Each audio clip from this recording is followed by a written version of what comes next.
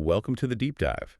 If you're a plastic surgery resident preparing for board exams, like the FRCS, consider this your high-yield revision session. Absolutely. We're going straight into it today. Yeah, no wasted time. Ah. Usually when we talk about a surgical diagnosis, there's this expectation of precision, right? Like engineering. You see a fractured clavicle on an X-ray, and you just point at the screen and say, well, there it is. Right. It's very binary. Broken or not broken. Compressed or not compressed. As surgeons, we love things that we can clearly see and categorize on a screen. But then you step into thoracic outlet syndrome or TOS, and suddenly that comforting X-ray machine is basically useless for the vast majority of your patients. The diagnostic landscape is just entirely murky. It really is, and that's exactly why we're stripping away the noise today. We need to focus on the exact clinical expectations you'll face on the wards and, in your exams. Before we get into the anatomical weeds, just take a second to press that follow button on the show so you don't miss any of our upcoming revision deep dives. And please rate the show if you learned something valuable today. Yeah, that really helps. Also, for those wanting to take their revision up a gear, get a premium subscription to listen to our journal club and clinical cases deep dives. Our mission today is highly targeted, right? We're going to break down TOS anatomy, classify the presentation, identify the exact exam findings examiners look for, and outline the surgical management. And we're doing all of this in a rapid-fire question and explanation format, which means we really need to start right at the physical foundation. The anatomy. Exactly. To understand the syndrome, you have to completely master the anatomy of the compression points. Right. Because I used to think of the thoracic outlet as this heavily congested three-lane highway where the subclavian vessels and the brachial plexus just kind of get trapped. That's a common way to picture it, but it's not quite right. Yeah, looking closer, it's actually much more of a single treacherous winding road with three distinct sequential choke points. They have to navigate all three. So can you outline the exact borders of these three partitions that examiners will expect residents to just rattle off? Yeah, that winding road analogy is perfectly accurate. The thoracic outlet is officially partitioned into three distinct zones. The first choke point is the interscaling triangle. Okay, what are the borders there? So you have the first rib forming the inferior floor, then the scalenus anterior muscle acts as the anterior wall, and the scalenus medius muscle forms the posterior wall. So the brachial plexus basically has to thread the needle right between those two scalene muscles resting directly on the first rib. Exactly. Then, continuing down that winding road, the bundle enters the second choke point, which is the costoclavicular triangle. And here, the anatomical borders shift entirely. Really? You have the clavicle sitting anteriorly, the first rib located medially, and the superior border of the scapula forming the posterior boundary. It's essentially a bony nutcracker at that point. A bony nutcracker is exactly what it is. And then we hit the third space, Which is? the subcoracoid space, or it's also frequently referred to as the pectoralis minor space. The definition for this one is wonderfully simple, actually. It's just the region located directly deep to the pectoralis minor tendon as it attaches to the coracoid process. Okay, so when the brachial plexus is navigating this whole path, which specific parts of the nerve plexus are actually taking the brunt of the damage, like when things get structurally tight? The clinical literature is very definitive on this. It's the T1 root and the lower trunk of the brachial plexus. They are the most frequently affected structures. Because they sit at the bottom. Right. If you visualize the anatomy, they sit at the very bottom of the plexus hierarchy. Yeah. That positioning just makes them incredibly vulnerable to being, stretched or compressed against those lower structural boundaries, especially against the unforgiving surface of that first rib. Okay, so now that the anatomical roadmap is clear, we need to categorize why the compression actually happens. The sources list structural causes, like cervical ribs, rudimentary first ribs, scalene bands, tumors, fractured clavicles. Yeah, all physical roadblocks. But they also mention extremes of posture, like an exaggerated military posture with the shoulders thrown way back or severely slumped shoulders. Mechanically, how does posture actually cause a structural nerve compression? Well, it comes right back to the borders we just defined. Think about the costoclavicular triangle. If a patient has severely slumped shoulders, the scapula rotates forward and downward. Oh, I see. Yeah, this postural shift physically drops the clavicle closer to the first rib, drastically narrowing that second choke point. And the military posture does the opposite. Exactly. An extreme military posture pulls the clavicle tightly backward, which mechanically pinches the neurovascular bundle against the underlying structures. So posture physically alters the dimensions of those crucial spaces. That makes a lot of sense. Now, I want to push on the classification system for a moment, because when we look at the Wilburn classification system, the numbers get genuinely staggering. They really do. It says 97% of neurogenic cases are classified as disputed, but true neurogenic TOS accounts for only 1 in a million cases. 1 in a million. It's an incredible contrast. If we're seeing these patients constantly in clinic, what exactly defines a true neurogenic TOS versus a disputed one in an exam setting? The defining line is entirely reliant on objective electrophysiology, specifically positive nerve conduction studies, or NCS. So they need the actual data printout. Right. If a patient presents with classic neurogenic symptoms and their NCS comes back positive, demonstrating, a measurable slowing of conduction across the supraclavicular fossa, that is officially a true neurogenic TOS. But that definitive proof is just exceedingly rare. Extremely. The vast, vast majority of patients suffer the symptoms, but their nerve conduction studies simply don't show that definitive proof. The tests come back normal, hence the term disputed. That's a massive volume of patients falling into a diagnostic gray area. Yeah. What about the vascular side of the Wilburn classification? Vascular TOS is remarkably rare. Arterial TOS makes up just 1 to 2% of cases, and venous TOS accounts for about 2 to 3%. So statistically, if a patient walks in with upper limb symptoms, it's almost certainly neurogenic and almost certainly disputed. Exactly. The overwhelming probability points right there. Tying this back to anatomy, there's a fascinating stat in the source material about cervical ribs. They're present in only 0.5% of the normal population, but they're found in a full 10% of patients diagnosed with TOS. Right. Having that extra anatomical roadblock significantly amplifies your risk. A cervical rib physically bridges the space between the cervical spine and the first rib. It just narrows the interscalene triangle right from birth. Precisely. It's a built-in trap for the brachial plexus. So if 97% of these cases are disputed and completely lack definitive nerve conduction proof, that places an enormous burden on the clinical examination.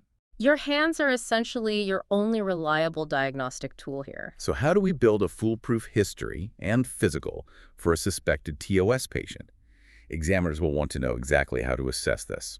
The history is your first major clue. You're actively listening for symptoms provoked by overhead work or carrying heavy loads. Because that overhead mechanism physically narrows those anatomical spaces. Exactly. And keep in mind that 90% of cases will present primarily with neurogenic complaints. This is usually a dull, nagging ache or a throbbing pain in the shoulder girdle, the base of the neck, and the medial arm. Any numbness. Yes, because the lower trunk is involved, you'll frequently see paresthesia in the C8 and T1 dermatomes. Motor-wise, you're looking for weakness in the T1 innervated intrinsic muscles of the hand. And what about the vascular presentations, the other 10%? Vascular symptoms are highly distinct. You're looking for signs of compromised blood flow, so claudication in the arm during exertion, splinter hemorrhages, venous engorgement, severe cold intolerance, or a secondary Raynaud's phenomenon. Okay, moving to the physical exam. The sources dictate a very rigid rule here. You must begin your examination distal to proximal. Start at the hand, move up to the neck. Why is that sequence so critical? It's a fundamental protocol to protect the integrity of your exam. The symptoms of TOS, once triggered, can persist for a long time. So you start by aggressively palpating the neck. You risk triggering a massive symptom cascade. By the time you move down to check fine motor function or sensation in the hand, the patient is in so much pain or numbness that your distal exam becomes completely unreliable. That makes perfect sense. Do the quietest parts of the exam before you wake up the angry nerve. Yeah. But I want to clarify a critical differential here. How do you definitively prove this is TOS and not just a standard ulnar nerve compression at the cubital tunnel? Because both can cause intrinsic hand wasting and medial hand numbness. Okay? Exactly. They look so similar. They do, but the sensory map holds the key. To separate them, you simply look higher up the arm. TOS classically presents with additional sensory changes in the medial cutaneous nerves of the arm and forearm. And an isolated ulnar compression at the elbow won't affect sensation higher up in those territories. Precisely. That subtle sensory difference is your definitive clinical differentiator. Okay, so you map the medial arm. What else are we searching for? Moving proximally, you might elicit pain when you directly percuss over the posterior triangle of the neck.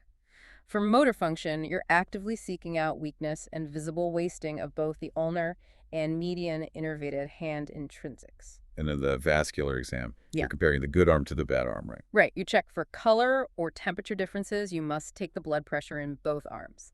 A significantly lower blood pressure in the affected limb is a massive red flag for arterial compression. You should also listen for an audible vascular bruit in the posterior triangle of the neck. Got it. Now, examiners absolutely love special provocation tests. The sources heavily highlight the ruse test. Can you walk us through the mechanics of that? Sure. The ruse test, or the 3-minute elevated arm stress test, EAST, is the most reliable provocation test. You have the patient seated, and you instruct them to abduct both arms to 90 degrees and flex their elbows to 90 degrees. So they look exactly like a football goalpost. A goalpost is the perfect visual. Once there, they have to forcefully open and close their hands repeatedly while keeping their shoulders gently braced backwards. And they have to do this for 3 full minutes. 3 minutes is an eternity for an exam test. Why that long? Because it creates a deliberate supply and demand mismatch. Elevating the arms and bracing the shoulders clamps down on the choke points. Pinching off the blood supply. Exactly. And simultaneously forcing them to repeatedly open and close their hands drastically increases the metabolic demand of the forearm muscles. So the muscles are just screaming for oxygen that the compressed outlet can't deliver. Right. A patient with TOS will physically be unable to complete the 3-minute test due to severe ischemic claudication and neuropathic pain. They'll just drop their arms in agony. It's brutal, but highly effective. Now, before we consider management, a resident must confidently rule out the major masquerader, cervical root compression. Yes, absolutely critical. The lateral neck flexion test is a key differentiator here. How does the direction of flexion point to either TOS or a cervical root issue? It's purely based on biomechanics. If the patient flexes their neck laterally towards the symptomatic side and their symptoms spike, that strongly points to spinal root compression. Because flexing towards the affected side physically closes down the neural foramina, right? Right. Compressing that irritated root. Spot on. But if the severe symptoms are reproduced when they flex their neck laterally away from the affected side, that points directly to TOS. Because flexing away stretches the brachial plexus tightly against those underlying choke points, like the first rib. Exactly. Towards the pain equals cervical root. Away from the pain equals TOS. What are the other clinical hallmarks of a cervical root compression? Well, cervical root pain is typically exacerbated by sneezing or coughing, which spikes intraspinal pressure. The pain often radiates up into the occiput, the back of the head. And critically, you'll see diminished deep tendon reflexes. Let's review those quickly. We're testing the C5, C6, and C7 roots, right? So diminished biceps is C5. Correct. Diminished brachioradialis is C6. And diminished triceps is C7. Exactly. If those reflexes are globally diminished on one side, you are almost certainly looking at a cervical spine issue. Okay, the clinical picture is clear. Let's tackle investigations. Ordering unnecessary tests in an exam is an instant failure. What is the strict required imaging protocol? The rule that trips people up is that electrophysiological studies, the NCS, are actually recommended for all cases of suspected TOS. Wait, really? Even if we know 97% of them will be negative? Yes, because it's a diagnosis of exclusion. A normal test helps you definitively rule out those distal double crush nerve compressions like carpal or cubital tunnel syndrome, which can closely mimic TOS. So we test to rule out the mimics, not necessarily to confirm the TOS. What about actual radiographic imaging? X-rays, MRIs. A standard chest and C-spine X-ray is required to look for obvious bony anomalies. But a CT or MRI is only helpful for true neurogenic TOS. Meaning if they're in the 97% disputed category, ordering an MRI is a trap. A completely unnecessary waste of resources. It will not change your management plan one bit. What if it's that rare 10% vascular presentation? For an acute vascular obstruction, you proceed straight to invasive vascular imaging. If it's chronic, non-invasive color duplex sonography is the choice. Right, let's talk management. As surgeons, our instinct is to operate, to physically cut away the bottleneck. Is surgery actually the first-line treatment here? It absolutely is not. Examiners will fail you if you jump straight to the scalpel. For the vast majority with disputed TOS, the first-line treatment is strictly non-operative. What does that entail? A multidisciplinary approach. Physiotherapy to stretch tight structures like the scalens and PICC minor. Lifestyle modifications to stop the repetitive overhead strain. and medications like NSAIDs, muscle relaxants, and gabapentin for neuropathic pain. Does that actually work, or is it just delaying surgery? It works remarkably well. The data shows that 50 to 100% of patients with disputed TOS improve significantly with non-operative management alone. Up to 100% without ever seeing an operating theater. Wow. So what are the strict indications that do warrant surgery? Vascular TOS or neurogenic TOS with progressive neurological dysfunction like worsening intrinsic muscle wasting, that fails conservative measures. And when you do operate, what specific surgical approaches does the board want you to name? You need to know 4. First, the supraclavicular approach, tested as the Adson approach. Second, the transaxillary approach, or Roos approach. Third, the posterior parascapular approach, known as Claggett.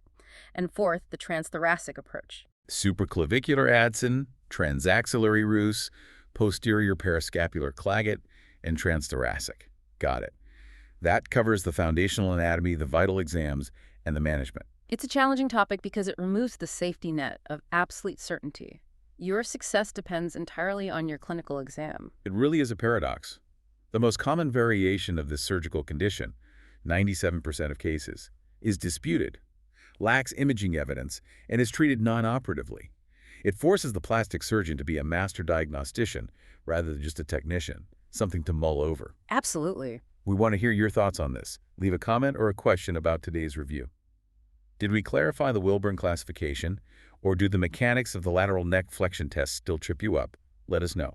And one final reminder, if you want to master the literature, make sure you get a premium subscription to access our journal club and clinical cases deep dives. Keep studying, and we'll catch you on the next one.